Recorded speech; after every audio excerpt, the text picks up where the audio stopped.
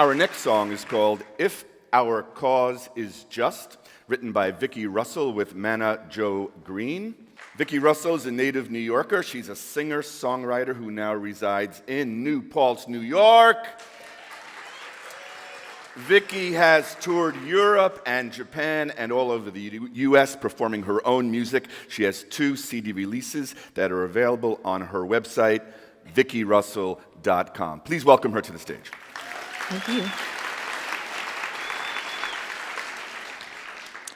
Well, this is the second Sage Arts project I've been involved in, and it's been such a pleasure to get to know Manna Jo Greene.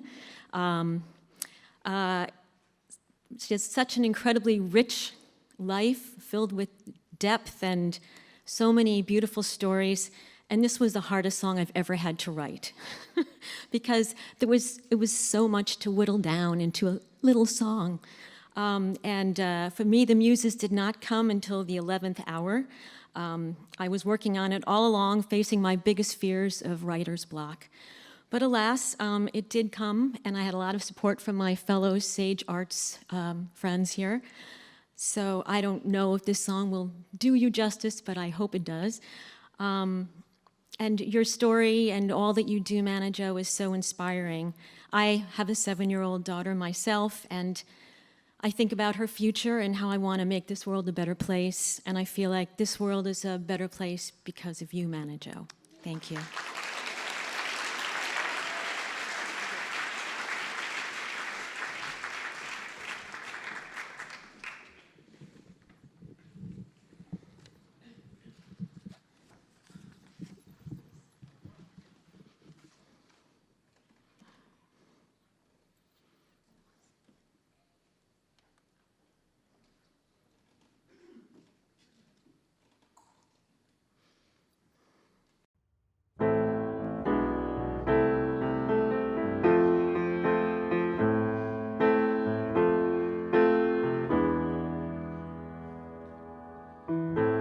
Back in the day when life was black and white, during the time of the fight for civil rights, saw Dr. King, I heard his dream, started to lobby in D.C. Here was a cause that needed me, and I would stand and fight. Living in school from the young age of 4, women of color would walk the floor. These nurses at night, they'd tuck me in. It didn't matter what color skin. These were the women who were my true kin. For them, I'd stand and fight. If our cause is just, if our cause is just and we're persistent, oh,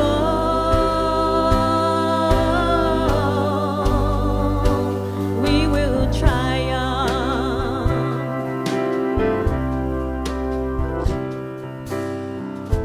Standing in Congress, up in the gallery, watch the bill pass in victory, locking arms in unity with Jesse Jackson and Dr. King, changing the laws, making history. We would stand and fight.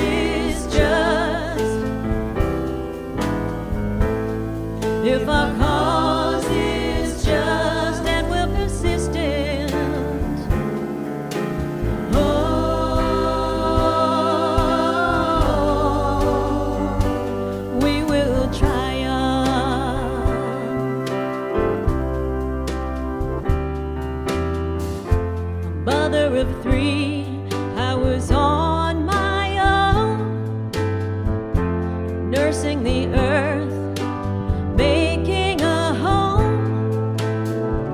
But then my daughter, well, she got sick.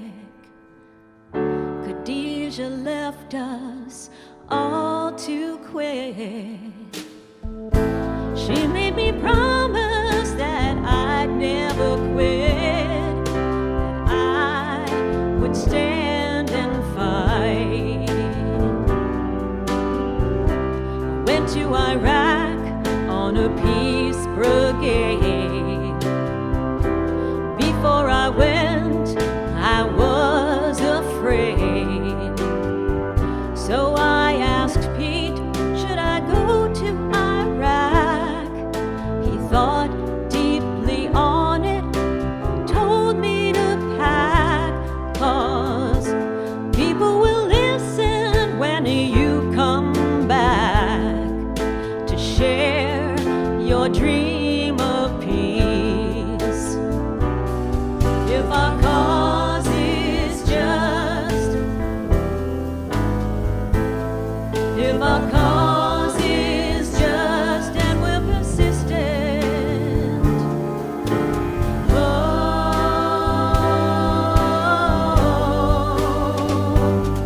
if our cause is just, if our cause is just and we're persistent, oh,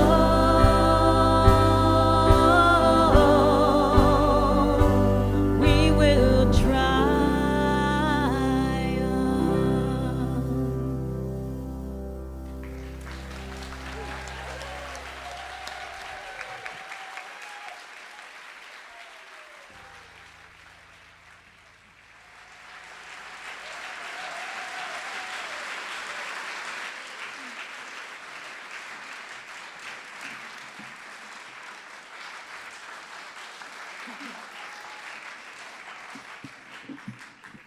Thank you.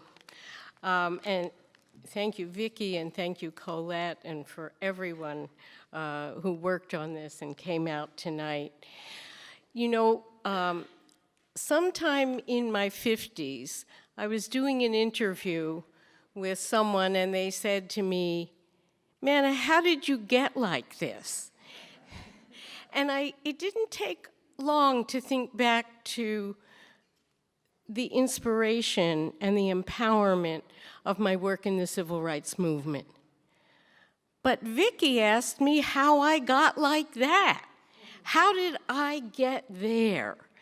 And it really was an amazing experience to go back into my childhood and see the love that was planted in me at 4, 5, 6 years old that made it important for me to show up in the civil rights movement.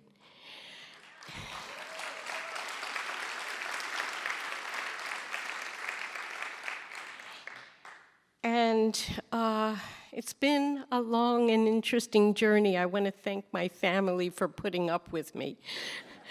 It hasn't always been easy because my passion has sometimes been a real driving force.